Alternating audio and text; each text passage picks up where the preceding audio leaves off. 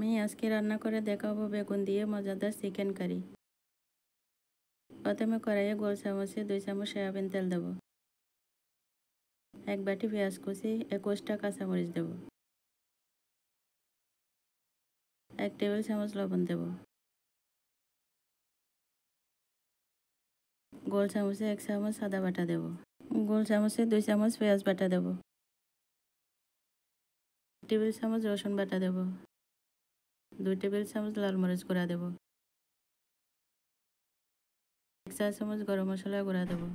2 চা চামচ ভাজা জিরা গুঁড়া দেব। 1 টেবিল চামচ ধনে গুঁড়া দেব। 1 চা চামচ হলুদ গুঁড়া দেব। একটু নেড়ে দেব।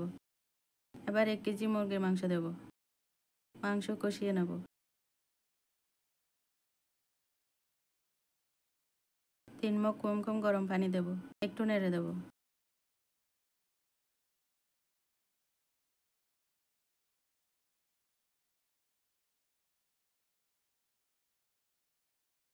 পানি বয়ল হয়ে এলে 3টা বেগুন কাটা দেব।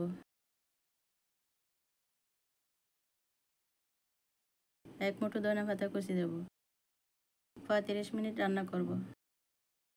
এবার পরিবেশন করব বেগুন দিয়ে মজাদার চিকেন কারি।